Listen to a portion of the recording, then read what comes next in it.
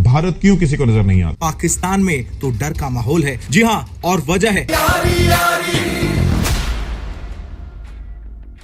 Movie बहुत अच्छी थी। Ranveer Singh was fabulous.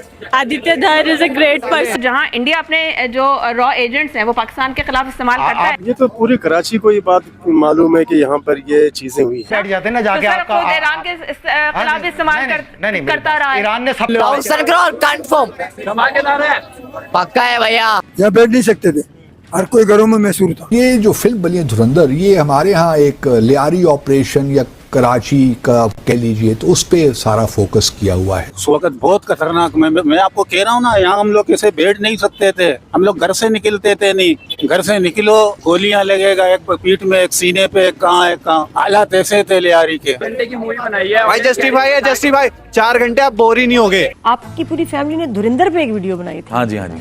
वो कहाँ से आइडिया आया? बड़ा मजाक उड़ाओ। खैर फिल्म तो अभी रिलीज हुई और बाद में देख के अफसोस ही हुआ कि 3-3.5 घंटा जाया हो गया इंसान का। छोटे लोग छोटी छोटी बातें। 5 स्टार मूवी है, मजा आ गया यार। और किस तरह जो है रॉ की भी इसमें इन्वॉल्वमेंट, किस तरह रॉ ने एक्सप्लॉइट किया चीजों को, वो भी मेंशन जरूर है इसमें। रहमान के बाद में खतरनाक ये आपस में जितने भी थे ना इलाके बांटे। पहले सरगुना वही था, बाद में जो इन्होंने इलाके बांटे उन्होंने अपनी मस्तियां दिखाई, एक दूसरे को ताकत। अरशद पप्पू ने अलग ताकत दिखाया। It's really nice. Everything is crystal clear now. बहुत धमाकेदार, बहुत ही खतरनाक। मतलब कभी एक्सपेक्टेशन ऐसी नहीं रहती कि सेकंड सीरीज कभी इतनी अच्छी आती है, लेकिन पहली से ज्यादा अच्छी सेकंड आई है। हर लम्हा खौफनाक था। अगर देखा जाए तो आप इस वक्त यहाँ खड़े भी नहीं हो सकते थे, और हम यहाँ बैठे हुए हम बैठ भी नहीं सकते थे। मतलब क्या खौफ आता था, क्या होगा?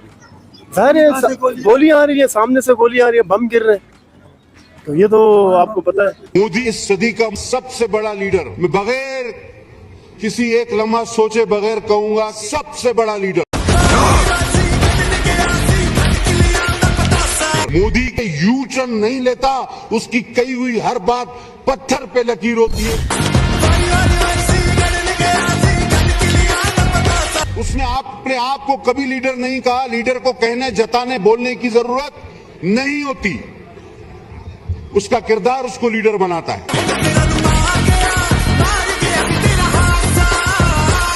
99 नामों की कसम, हम सारे मारे जाएंगे। हम सब तमाशाई बने हुए हैं। ये नया भारत घर में घुसकर मारता है। आपको पता है एक शादी है यहाँ पे, बिलावल भुट्टो भी उस शादी के अंदर शरीक थे, वहाँ पे भी ये धुरंधर का गाना लगा हुआ था। रहमान बलोच की जो एंट्री है वो बहुत मुझे अच्छी लगी, और जो बलोची कल्चर जो दिखाया है, जो हमारे पाकिस्तानी मूवीज में नहीं दिखाते, जो बलोची कल्चर हमारे पाकिस्तानी मूवीज में नहीं दिखाते, ये चीज मुझे बहुत अच्छी लगी। इंडियंस ने ये चीज सोचा और बहुत अच्छे से हमारे कल्चर को शो किया। बलूचिस्तान का जो उन्होंने कपड़े पहने, ये इनका सूट था, ये हमारा कौमी सूट है, ये सब चीज दिखाई, ये चीज मुझे बहुत अच्छी लगी। लेकिन ये जो लियारी में बलोचों को जो बदनाम किया गया, ये बिल्कुल गलत चीज है। जब गैंगवारी दौर था ना, हकीकत है कि यहाँ पे आने जाने में जो है ना लेडीज भी बेचारे परेशान होते थे। उस वक्त बहुत खतरनाक। मैं आपको कह रहा हूँ ना, यहाँ हम लोग ऐसे बैठ नहीं सकते थे। हम लोग घर से निकलते थे नहीं। घर से निकलो गोलियां लगेगा, एक पीठ में, एक सीने पे, एक कहाँ। हालात ऐसे थे लियारी के। बच्चे भी परेशान होते थे, स्कूल का तकलीफ, पढ़ने का तकलीफ, जाने आने का तकलीफ, रास्ते को उसको रोकते थे बेचारों को। कोई ऐसा वाकया बताए ना कि जो उस वक्त हुआ हो कि अभी भी आपको खौफ आता हो कि यार ये तो बड़ा खतरनाक वाकया हुआ, ये पता नहीं क्या हो गया। इस तरह को खतरनाक वाकया बताए। एक वाकया तो हो गया इधर, एक ऐसा वाकया तो हो गया कि 3 से 4 बच्चे जो थे इतने इसके जितने, उनको बकायदा जिंदा आग में जलाया गया। ऐसा वाकयात भी हो गए। क्यों नहीं बोले कि झूठ बोले। ये वाकयात हुआ है कि छोटे से बच्चे थे, और जिस शख्स ने उनको जलाया ना, वो शख्स उस रोड से उस वक्त भी डरता था, बाथरूम में बैठने के लिए भी डरता था कि बोल रहे ये बंदा मेरे को मारने आ रहा है। हर कोई घरों में महसूर था। उस वक्त क्या होता था यहाँ पे लियारी के अंदर? आपस में गुत्तम गुत्ती होती थी, ये इलाका फैलाने का, ये इलाका फैलाने का, वो इलाका फैलाने का। आपस में गोलियां चलाते रहते थे, पब्लिक परेशान होता था। हर इलाका एक गैंगस्टर ने घेरा हुआ था और अपने इलाके के अंदर किसी को एंटर नहीं होने देते थे। जी हाँ, ये उजैर खान के दौर में हुआ। ये उजैर खान के दौर में हुआ। बाद में क्या हुआ, नवाज शरीफ ने हिम्मत करी, पीपल पार्टी ने हिम्मत करी, इन्होंने ये जड़ से खत्म कर दिया। जो कुछ चंद अनासर थे वो मर गए। रहमान के बाद जो हालात थे वो कैसे थे, और रहमान के बाद कौन खतरनाक था? रहमान के बाद में खतरनाक ये आपस में जितने भी थे ना इलाके बांटे। पहले सरगुना वही था, बाद में जो इन्होंने इलाके बांटे उन्होंने अपनी मस्तियां दिखाई, एक दूसरे को ताकत। अरशद पप्पू ने अलग ताकत दिखाया, गफ्फार जिगरी ने अलग दिखाया। अल्लाह आपका भला करे, दूसरे भी थे, उन्होंने भी दिखाया। जो छोटे मोटे जो थे, समझा। कहने का मकसद ये है, अब जो दूसरा फिल्म बन रहा है इंशाल्लाह इसको भी देखेंगे कहाँ तक पहुँचा। हमने सुना है कि इंडिया में कामयाब हो गया। अंकल, इसमें कोई आपने ऐसा वाकया देखा जो बहुत खतरनाक हो और आपने देखो कि भाई इस तरह की वहशियत भी हो गई है इस गैंग वार के अंदर? सबसे कोई खतरनाक बात बताएं, क्या हुई थी? खतरनाक बात यह कि एक दूसरे को गोलियां मारते रहे, गलियों में फेंकते रहे, रिश्तेदार को नहीं छोड़ते थे, दोस्त को नहीं छोड़ते थे। ये फलाने का दोस्त है, मारो गोली, दस उसका लाश उठा के ले जाओ। को खौफ आया होगा यार ये क्या हो गया?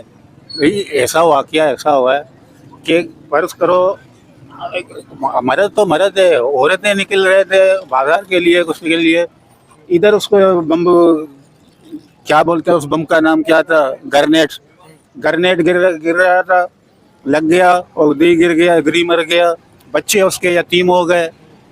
इस घर के सामने एक औरत मारी गई। वो नहीं, वो गली में, ये इस गली का नहीं, एक घर का बात कर रहा हूँ, उस गली के अंदर है वो घर। अच्छा, सामने आपके सामने आपको सारा दास्तान बता देंगे।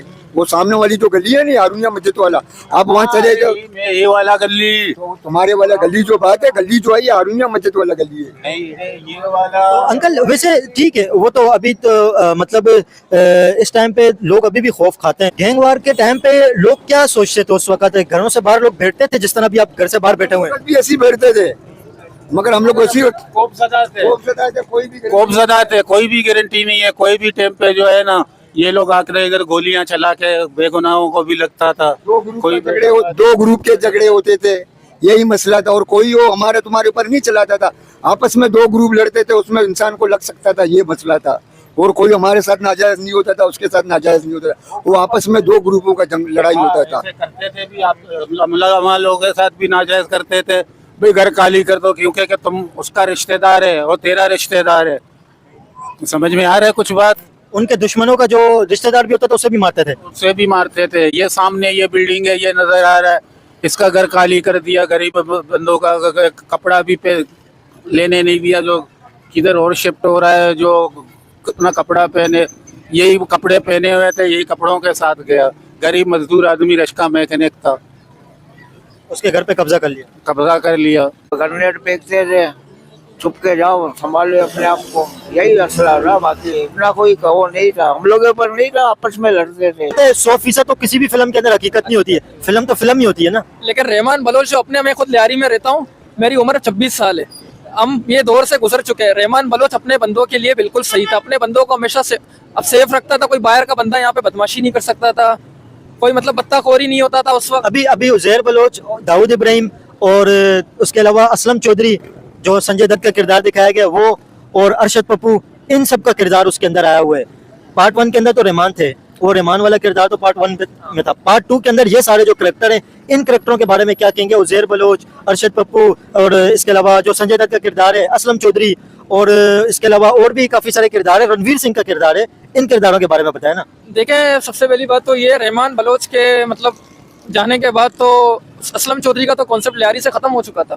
तो असलम चौधरी दूसरे पार्ट में क्या कर रहा है? असलम चौधरी बिल्कुल लियारी में नजर गायब हो गया, असलम चौधरी थे ही नहीं। हाँ, 8 दिन का एक ऑपरेशन था, वो 8 दिन के ऑपरेशन के बाद असलम चौधरी का कोई कॉन्सेप्ट ही नहीं था लियारी में। तो पूरी मूवी असलम चौधरी को दिखाना था, मेरे लिए फजूल है। वो तो असलम चौधरी को तो मार दिया था ना फिर बाद में। असलम चौधरी की 2014 में डेथ हुई थी। हाँ, 2014 में असलम चौधरी की डेथ हो गई थी। तो उजैर बलोच तो किरदार होना चाहिए, क्योंकि रहमान बलोच के जाने के बाद तो उजैर बलोच ही लियारी का सेटअप देख रहे थे, वो तो सबको पता है। किंग बन गए थे लियारी के। लियारी को तो उजैर बलोच ही मतलब देख रहे थे, और बाबा लाडला देख रहे थे, ये दोनों थे। हकीकत में उस टाइम पे क्या होता था यार, आप लियारी के रहने वाले हैं, उस टाइम पे लियारी का माहौल कैसा था? लियारी के अंदर क्या वाकयात होते थे? लोगों के अंदर क्या खौफ था और क्या सिचुएशन थी लियारी की? क्या फील करते थे लोग? देखे, रहमान बलोच के टाइम में, मैं झूठ नहीं बोलूंगा, मैं खुद लियारी का हूँ, रहमान बलोच के टाइम में लोगों में कुछ भी खौफ नहीं था। रहमान के बाद 2009 में रहमान बलोच उनका एनकाउंटर हुआ था, वो तो चले गए, लेकिन 9 के बाद जो वाकयात हुए, कहा जाता है कि असल जो गैंग वार स्टार्ट हुई थी वो रहमान बलोच के बाद शुरू हुई थी। वो तो फिर आपको पता है, आपस में इनका मसला हो गया था, इसके बारे में तो आपको सबको पता है कि आपस में मसला हो गया, तो इसीलिए हम दोनों आपस गैंग वारों में वो हुआ। लेकिन लियारी के अवाम को थोड़ा बहुत नुकसान हुआ इससे, ये नहीं कि नुकसान नहीं हुआ, तो आपस का फाइट था, सिविल वार जैसे कहते हैं हम।